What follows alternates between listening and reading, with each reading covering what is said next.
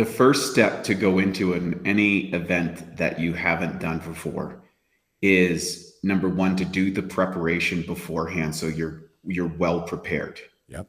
In other words, you've done the training, you've probably got some sort of expert to kind of bring you up to speed. So don't think that you should go, like, I think the dumbest thing that you could do is to go in blind and say, yeah, let's just wing this and go for it.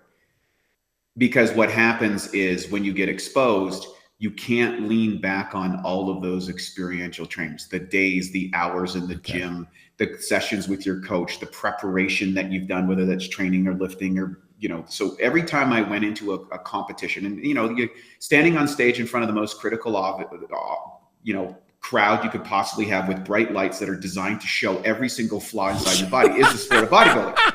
It's the craziest sport. And there's no money in it either. It's not like if you're an okay baseball player, you're a millionaire. You're a great bodybuilder, you're still broke. So but subjecting that, I can go back to my very first time where I hadn't had that experience.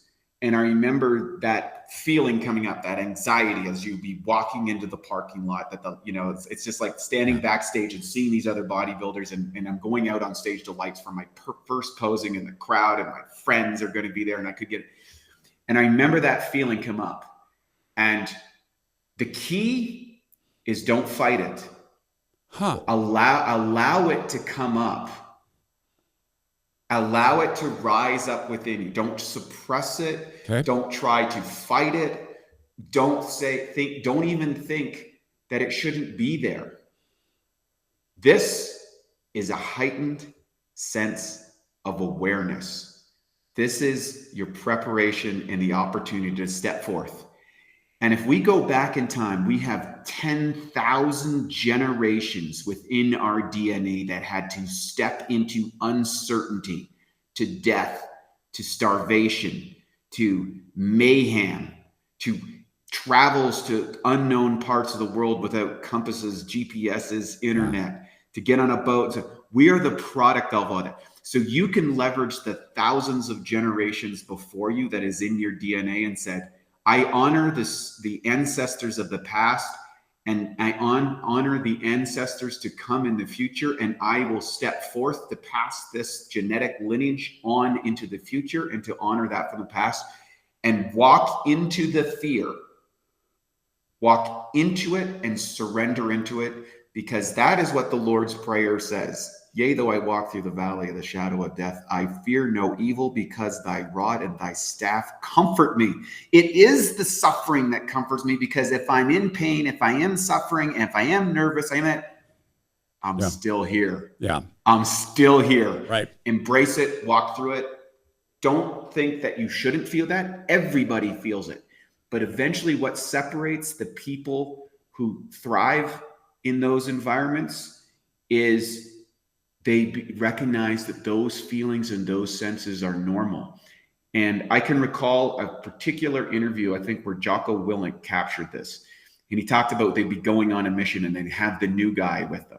And just to give you an explanation, on a Navy SEAL mission, there's about 1,000 personal checks that you have to do. Everything from taping your boot laces to making sure you're as a professional, that all those guys are counting, because one screw up and people are dead.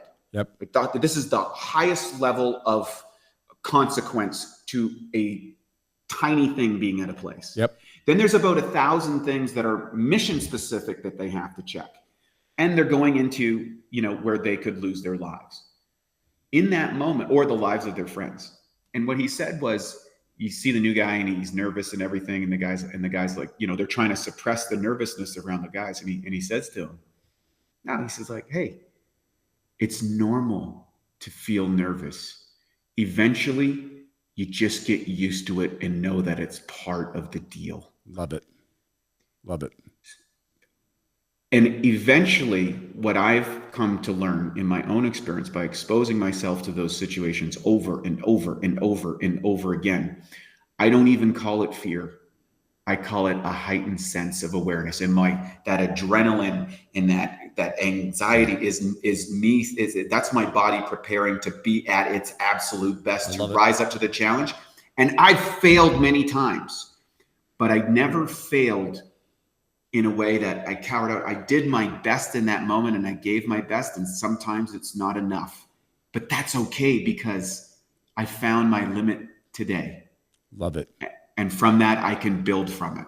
That's beautiful. That's so beautiful. Thank you for that. I will contain that. I will welcome the fear. I will feel my body being hyper aware.